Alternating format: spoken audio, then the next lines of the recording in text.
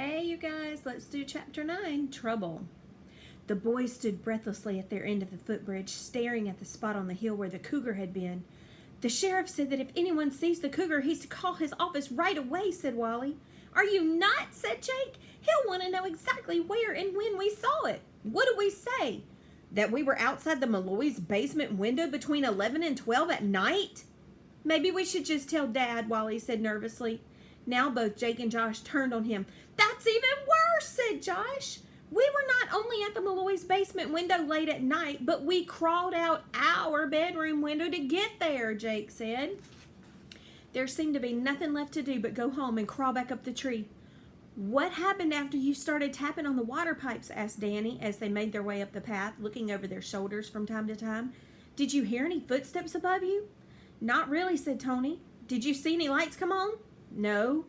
Well, even if nobody heard the tapping, at least they didn't catch us, said Steve disappointedly. You closed the basement window again, didn't you, Tony? Sure.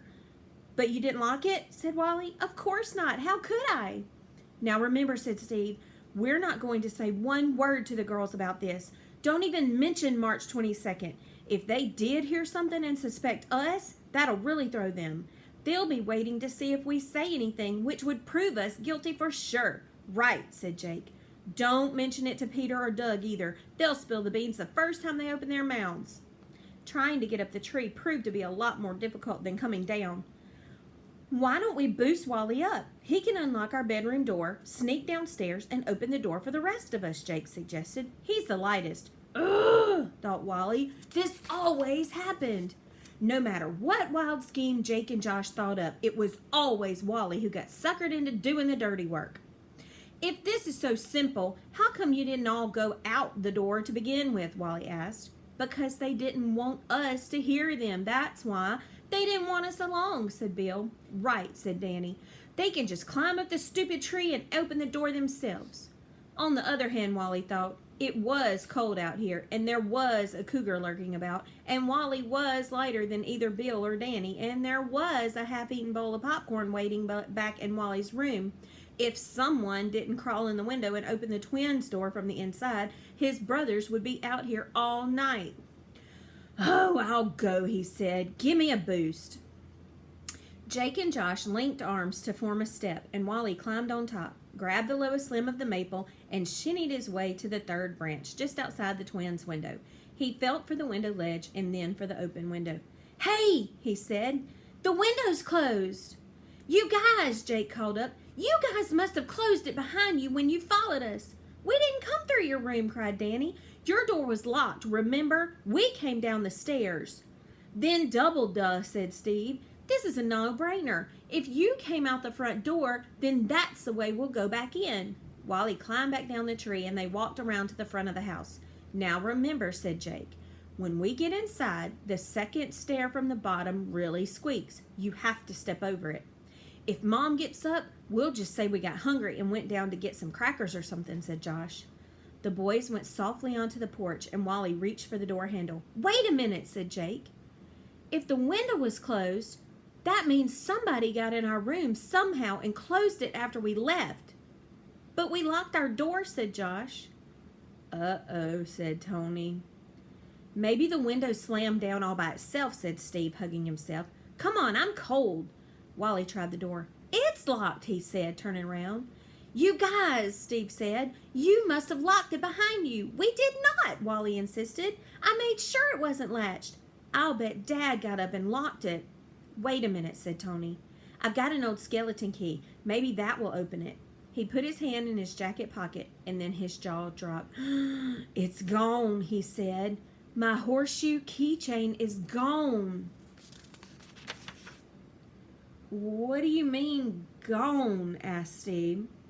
Gone as in Gone, Tony said. It had my bike lock key on it too, and the key to our house down in Georgia. We're in deep, deep trouble, said Bill. Suddenly the porch light came on, the front door opened, and there stood Mr. Hatford in his striped pajamas. Well, how nice to see you, he said. Won't you come in? May I offer you something to eat? One by one, the 7 boys filed into the house. The Bensons with their eyes on the floor. The Hatfords wishing they were anywhere but there. How'd you know we were gone? Josh asked. How did I know you were gone? Well, first of all, there was a crash from your room, and when I went to investigate, the door was locked. Nobody came when I knocked. Second, after I got the screwdriver from the basement and got inside, I found your window wide open. The wind had blown a poster down off the wall, and when it fell, it knocked over your soda can pyramid. It doesn't take much of a brain to figure out just how you guys got out. Though what you did after you got out is something you'll have to tell me. Well, Wally actually felt relieved. Now that their father knew they had been outside, there was no need to keep the cougar secret. We just wanted to go out and horse around, said Josh. We didn't want to wake anyone. Horse around? At the Malloy's house by chance? Asked his dad. Well, sorta, said Josh. I mean, we walked across their yard. And did the Malloy girls sorta come outside and horse around with you? Wally was surprised to see the older boys blush. Of course not, said Jake. They didn't even know we were out there. Wally saw his chance to change the subject. But, Dad, we saw the cougar again. It came right over us. Yeah, said Jake. It nuzzled my face. It bumped right into me. What? Cried Mr. Hatford. It did, said Jake, glad the conversation had taken a new direction. I thought the other guys were fooling around bumping into me, and when I looked, it was the cougar. His voice was still shaking. It was like sniffing me out or something, and when I yelled, it bolted and ran.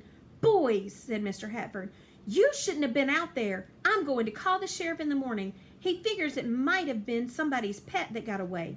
And if that person didn't have a permit to keep a wild animal, he's not about to report it and get in trouble. That may be why it's hanging around so close to town. Either that or it's getting mighty hungry.